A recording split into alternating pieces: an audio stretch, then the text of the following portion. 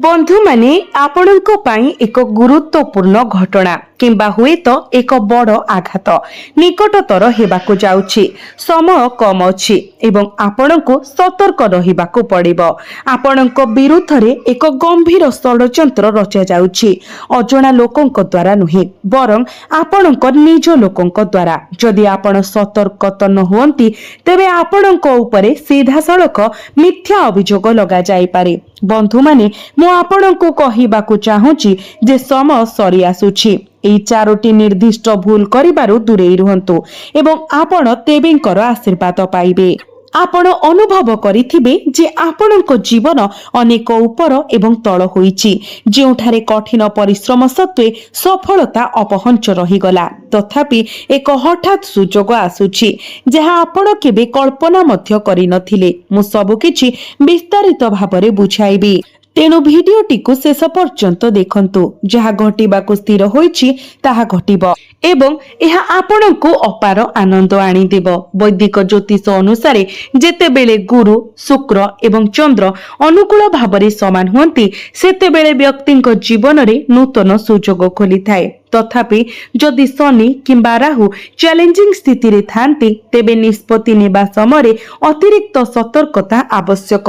आगामी 24 घंटा मध्य आपणक जीवन रे एक बड़ गंभीर परिवर्तन घटिबाकु जाउछि, जहा आपणको संपूर्ण आश्चर्य करिदेबो।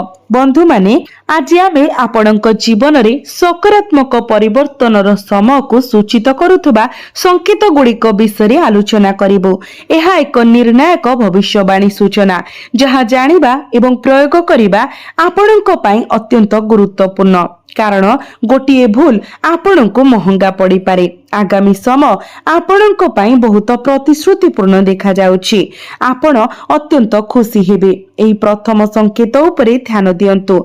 जदि एक दीर्घ समय धरि अटकी रहितिबा प्रकल्प हठात आगको बढ़िबा आरंभ करे, जदि पुराना संजोग पुनरुद्धार हुए किंबा जदि आपण सम्मान एवं स्वीकृति पाइबा आरंभ करंती, निकट भविष्यत रे आपण उत्कृष्ट खबर पाइबे जहा आपणक जीवन रे एक संपूर्ण परिवर्तन आनिबो। एही संकेत गुड़िक सूचाई थाए जे अटकी रहितिबा कार्य गुड़िक समाप्त हेबो एवं आपणक कठिन परिश्रम द्वारा आपण एक गुरुत्वपूर्ण माइल खुंट हासिल करिबे। द्वितीय संकेत घरे शुभ घटना, परिवार सदस्यंकर समर्थन एवं आपणक भितरे नूतन शक्तिर उष्मता को सूचित करे। एई सबु एक अत्यंत अनुकूल समय को सूचित करे। जदि आपण केबे अनुभव करंती जे आपणक जीवन रे भल समय आसुछि एवं मु आपणको निश्चित करूछि जे एहा हेउछि, तेबे आपणको केवल विश्वास बजाय रखिबाको पड़िबो। आपणकर काम एवं ईश्वरीयता उपरे ध्यान दियंतु। मने रखंतु, कार्य हेउछि पूजा, कर्म हेउछन्ति ईश्वर। जदि आपण आपणक कामरे उत्कर्ष पांती तेबे आपण सर्वदा देवता मानकर विशेष कृपा एवं आशीर्वाद पाइबे। वर्तमान तृतीय एवं सबुठारु गुरुत्वपूर्ण संकेत शुणन्तु। अक्लांत कठिन परिश्रमर एक समय परे आपण आपणक चारि पाखरे थिबा समस्तनक ठारु समर्थन पाइबा आरंभ करिबे, जहा आपणको आपणक लक्ष्य उपरे संपूर्ण ध्यान देबाकू अनुमति देबो। एही तृतीय संकेत आपणक पई विशेष गुरुत्वपूर्ण, कारण एपरि घटना घटिबो जहा आपणको बहुत आनंद देबो, एते जे आपण खुशी रे नाचिबाकू चाहिबे। एक चमत्कार परिवर्तन घटिबाकू जाउछि। आसंतु आमे चारोटी भूल विषय आलोचना करिबा जहा एडाइबा उचित। बंधु माने एही समय मध्यरे शनि एवं शुक्र उभय सक्रिय अछंती, सीधा सड़क आपणको आशीर्वाद प्रदान करूछंती। सूर्य ग्रह मानकर राजा मध्य आपणक प्रति दयालु, तेणु उत्सव पालन करिबाकू एवं दिव्य आशीर्वाद ग्रहण करिबाकू प्रस्तुत हुअन्तु, कारण एहा आपणक जीवनर समस्त समस्यार अंत एवं असंपूर्ण कार्य समाप्ति को चिन्हित करे। तथापि मु आपणको किछि भूल विषय सतर्क रहिबाकू पड़िबो। दयाकरी ध्यान देई सुनंतु। प्रथम भूल हेउछि शीघ्र निष्पत्ति नेबा। जे कोनोसी विषय शीघ्र निष्पत्ति नेबा अनुताप करिबाकू पड़ी पारे। राहुर प्रभाव द्वंद्व सृष्टि करि पारे। तेणु संपूर्ण सूचना बिना बड़ निष्पत्ति नेबारु दूरेई रहिबा भल। केतेक समय जीवन एपरि मोड़ नहीं थाए जहाँ आमे केबे कल्पना करि नथिलु एवं आगामी समय आपणक पई आश्चर्यजनक विकास आनी थाए। द्वितीय भूल हेउची क्रोधरे प्रतिक्रिया करिबा। जदि मंगलंकर तीव्र शक्ति असंतुलित हो जाए बाह्य उत्तेजना प्रतिक्रिया सृष्टि करि पारे। जदि आपण उत्तेजित किंबा विद्रोही अनुभव करि पारंती तेबे आपण रागिथिबा समय निष्पत्ति नेबा उचित नुहे। जदि आपण एपरि करंती तेबे मने रखंतु जे आपण परे चापग्रस्त अनुभव करि पारंती एवं एथिपाई अनुताप करि पारंती। विचार करिबाकु थिबा तृतीय बिंदु हेउची जे छोट सफलता मध्य केतेक समय लोकंको अहंकारी करि पारे। मु विश्वास करे जे कोनोसी सफलता आपणक कठिन परिश्रमरु उत्पन्न हुए। तेनु आपण खुशी हेबा उचित किंतु गर्वी नुहंती। आपणको नम्रता बचाए रखिबाको पड़िबो। ज्योतिष शास्त्र रे गुरुंकर शुभ प्रभाव ज्ञान एवं नम्रता सह जड़ित। बंधु माने आगामी 24 घंटा मध्य एक बड़ परिवर्तन हेबाको जाउछि। चतुर्थ विपद हेउछि आलस्य एवं सुजोग गुड़ी को विलंब करिबार प्रवृत्ति जहाँ आपण को फासरे पकाई पारे। शनि को कार्यर ग्रह बोली विवेचना करा जाए, कर्मकारक ग्रह बोली कहा जाए। केवल समुचित प्रयास फलप्रद फलाफलर संभावना को वृद्धि करे। आपण एक बड़ शुभ खबर पाइबाकु जाउछंती जहाँ आपणकर जीवन को संपूर्ण रूप देव। अल्प समय मध्य गुरुत्वपूर्ण परिवर्तन आसिबो एवं धीरे धीरे आपणक जीवन जड़े राजांक परि समृद्ध होइजिबो। आपण पूर्वरु जो कार्य गुड़ी को समाप्त करि पारि नथिले ताहा एबे सफलतार सह समाप्त हेबो। आपणक पाखरे महान देवादेवींकर आशीर्वाद एवं भगवान शनि, बजरंगबाली, महालक्ष्मी एवं सूर्यदेवंकर विशेष कृपा अछि। तेणु भय करिबार कोनोसी आवश्यकता नाही, कारण जहा घटिबा पाई अछि ताहा घटिबो। किंतु एहा आपणक पाई एक अत्यंत सकारात्मक घटना पालटिबो। मने रखंतु कठिन परिश्रम, समर्पण एवं आचरण आपणक जीवनर प्रकृत शक्ति। एगुड़िक माध्यम आपण ईश्वरंकर आशीर्वाद पांती। बंधु माने आपणकर चारि पाखरे एपरि परिवर्तन होई पारे जहा प्रथमे गुरुत्वहीन मने हुए किंतु शेषरे आपणक जीवन को एक प्रमुख नूतन दिगरे नहीं पारे। काम, आर्थिक, पारिवार किंबा यात्रा सहित जड़ित। मने रखंतु एहार प्रभाव गभीर होई पारे। तेनु आपणक चारि पाखरे घटुथिबा छोट छोट घटना गुड़िक प्रति ध्यान दियंतु।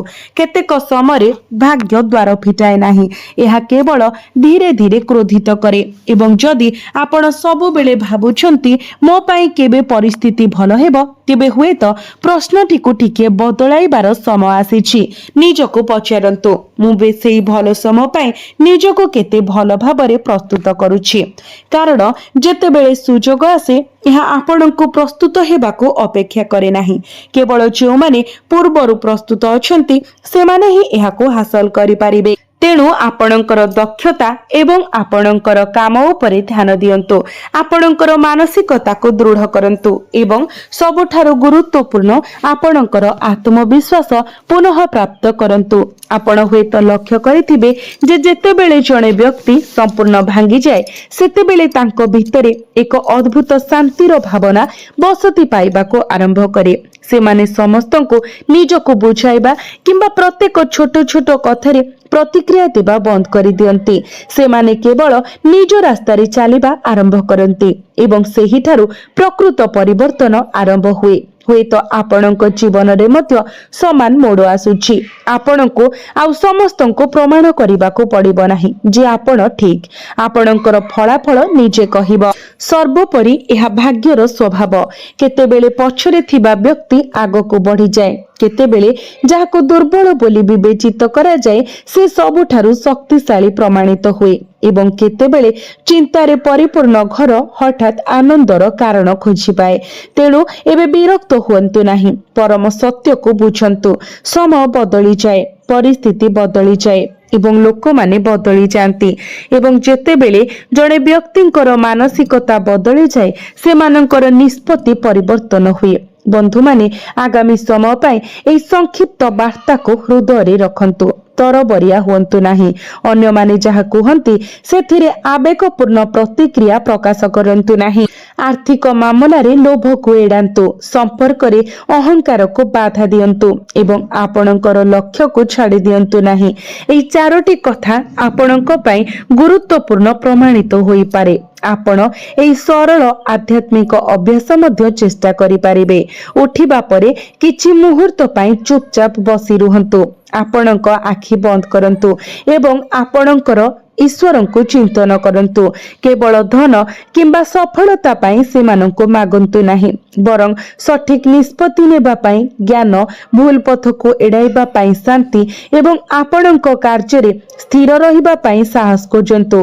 कारण जेतेबेले मन शांत थाए सेतेबेले जणे व्यक्ति चिंता समरे अदृश्य पथ देखिबा आरंभ करे। एबे बंधु माने आसंतु आमे सेही विषय को फेरिबा जहा पाई आपण आरंभरू अपेक्षा करि आसुछंती।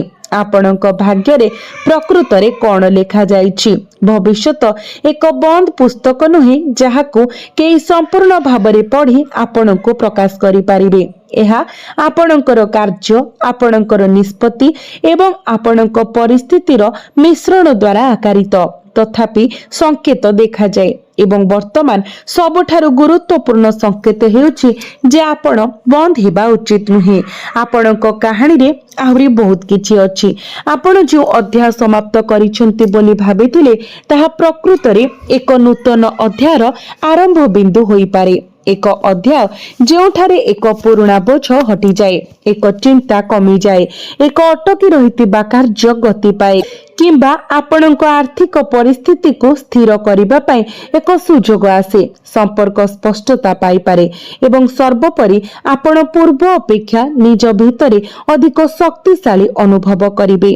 किंतु मने रखंतु जीवन प्रातः शुभ खबर देबा पूर्वरु आमको एक शेष परीक्षा देई थाए। तेनु जदि एबे एक छोट समस्या उपजे तेबे तुरंत भाबी नियंतु नाही जे सब किछि पुणी भूल होई जाईछि।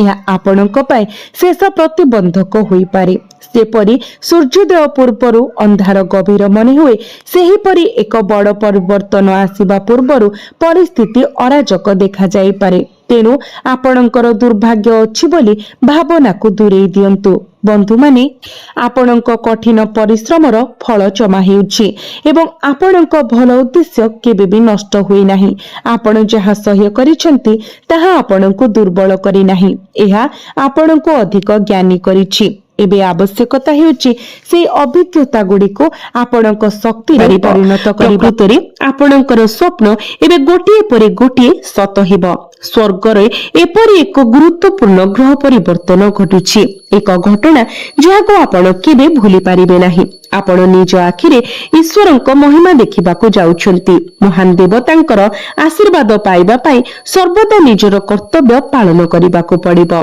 एवं आपण चारोटी प्रमुख शुभ खबर पाइबाको जाउछंती। यह आपणक पई एक गुरुत्वपूर्ण अवसर। एबे मु आपणको शेष खबर विषय कहिबाको जाउछि। बंधु माने चतुर्थ प्रमुख शुभ खबर रे एक गुरुत्वपूर्ण क्रय किंबा निवेश करिबार संभावना रहिछि। अनेक लोक निज पसंदर यान किनिबा पाई दीर्घकालीन इच्छा रखंती, ताहा बाइक किंबा कार।